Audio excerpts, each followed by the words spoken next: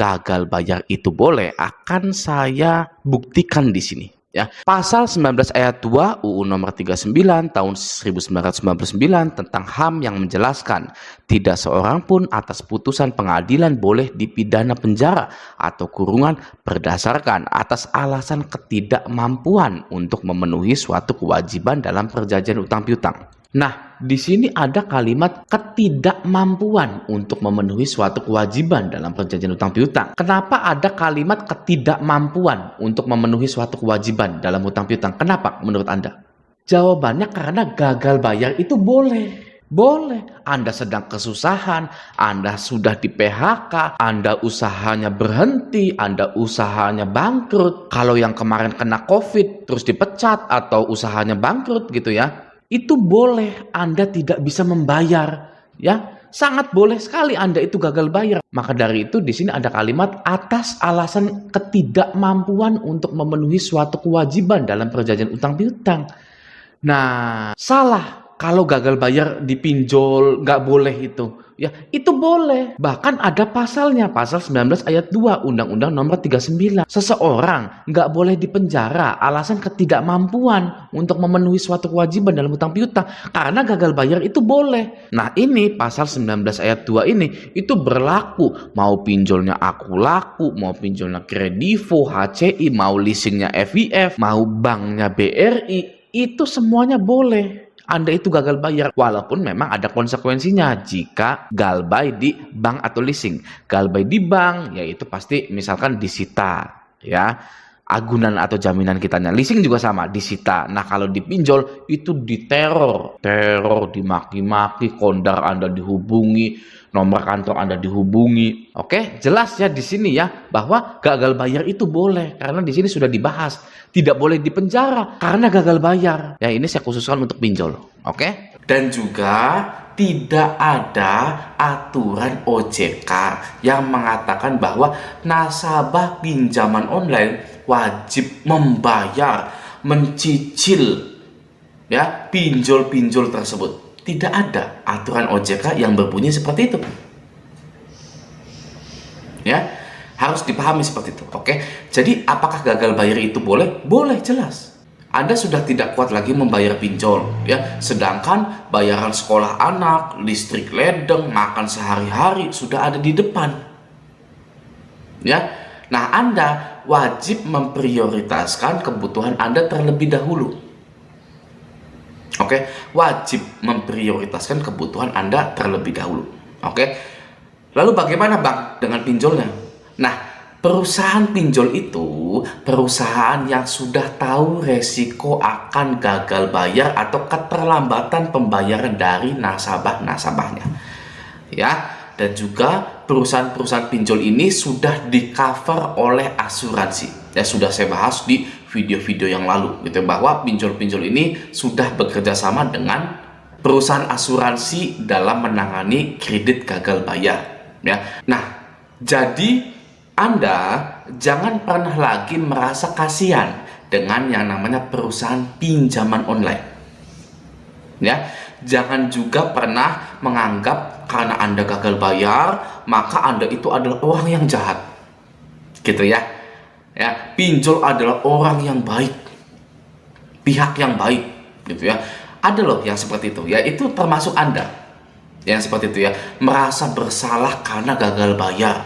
Oke, aduh, saya adalah orang yang jahat karena saya sudah gagal bayar. Ya, pinjol adalah orang yang baik. Gitu. Jangan seperti itu. Ya, jangan pernah punya mindset yang seperti itu. Ya, kenapa? Karena pinjol dan Anda itu adalah bisnis. Ya, hanyalah bisnis belaka. Tidak ada yang baik, tidak ada yang jahat. Oke, it's just a good business. Oke, maka dari itu, sekali lagi, untuk menyelamatkan diri Anda, tidak ada undang-undangnya dan tidak ada aturan resmi dari OJK yang menyatakan nasabah pinjol wajib membayar pinjolnya. Gitu, oke ya. Nah, itu yang pertama. Ya, ada lagi selanjutnya, tidak ada aturan OJK yang menyebutkan bahwa Anda wajib membalas penagihan dari DC pinjol. Tidak ada. Ya, Jadi segala hal tentang mengabaikan DC, ganti nomor WhatsApp, ganti nomor HP, ya, blokir nomor DC yang nagih itu sangat boleh sekali. Ya, karena tidak ada hukumnya. Oke, tidak ada juga aturan OJK-nya.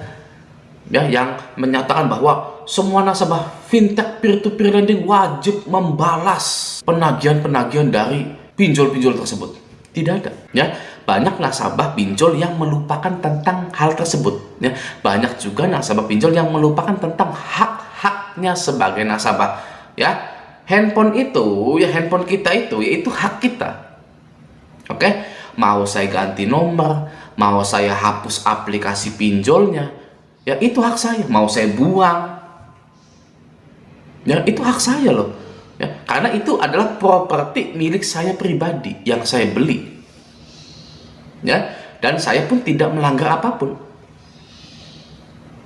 Oke, jadi tidak ada istilah kabur, melarikan diri, curi uang perusahaan, ya nggak ada seperti itu. Ya, biasanya DC kan seperti itu, ya. Anda mau kabur, ya, tidak membalas pesan-pesan kami, Anda ini mencuri uang perusahaan, mau melarikan diri Anda, tidak bisa, gitu kan. Nah, itu hanyalah akal-akalan dari DC pinjol saja agar Anda terus terlibat dalam jeratan pinjaman online sampai harta Anda habis terjual. Ya, seperti itu. Kalau harta Anda sudah habis, ya, ujung-ujungnya Anda galbay juga. Anda galbay juga kok. Ya, harta Anda habis, pinjol tetap galbay. Ya, masih mending galbay saja, hartanya kita simpan. Ya, jadi tidak ada aturan OJK atau undang-undangnya yang menyebutkan bahwa Anda wajib membalas penagihan dari DC pinjol itu. Gitu. Oke ya. Nah, selanjutnya adalah tidak ada aturan OJK yang menyebutkan bahwa Anda wajib menemui DC lapangan. Nah, ini banyak sekali ya nasabah-nasabah pinjol ini ketir gitu ya ketika galbay di pinjol-pinjol yang ada DC lapangannya. Gitu ya. Padahal ya tidak ada undang-undangnya dan tidak ada aturan OJK yang menyebutkan bahwa Anda wajib menemui DC lapangan.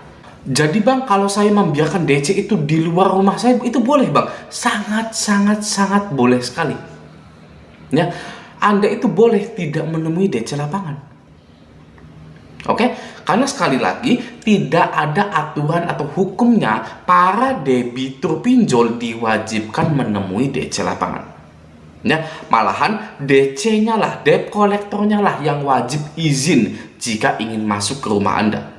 Ya, dan wajib menunjukkan tanda pengenal mereka itu, ya, beserta surat-surat penagihan asli dari kantornya, ya, dan kartu SPPI-nya dan lain-lain, gitu ya.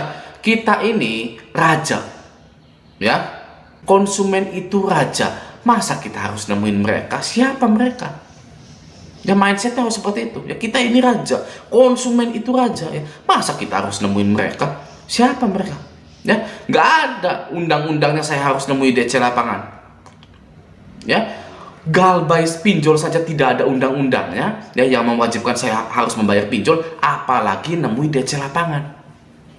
Ya, kalau Anda ditemui DC lapangan itu, Bu ini gimana Bu bayarnya? Wah, ya bla bla bla bla bla. Ya, Anda skakmat. Ya, ada nggak undang-undangnya? Ada nggak aturan OJK-nya? Ya, saya harus bayar. Tidak ada. Ada nggak undang-undangnya atau aturan OJK-nya saya harus menemui Anda? Tidak ada. Saya tinggalin Anda di sini itu boleh. Anda nggak mau pergi, ya saya teriakin. Nah, seperti itu. Ya. Jadi sekali lagi tidak ada aturan OJK atau undang-undangnya yang menyebutkan bahwa Anda wajib menemui DC lapangan. Anda tidak mau menemui DC lapangan, ya. Misalkan sebut saja, let's say kita sembunyi di kamar, itu boleh. Boleh. Ya ngapain nemuin DC lapangan, gitu kan ya. Kita ini sudah gagal bayar di pinjol, tidak ada agunannya. Ya, kita nggak jaminin BPKB, kita nggak jaminin sertifikat rumah, lalu ngapain? Ya, DC ini ke rumah kita. Ya, mau apa? Mau narik apa? Tidak ada yang bisa ditarik. Ya, pinjol tidak bisa menarik harta-harta benda kita. Ya, jadi mau ngapain? Pinjol itu ke sini. Ya, nggak ada gunanya gitu ya. Masih mending tidur. Gitu. gitu. Oke ya, semoga kita semua dilancarkan rezekinya. Amin ya robbal alamin. Oke, nah sekian dulu video kali ini. Semoga video ini bermanfaat. Sampai jumpa di video selanjutnya.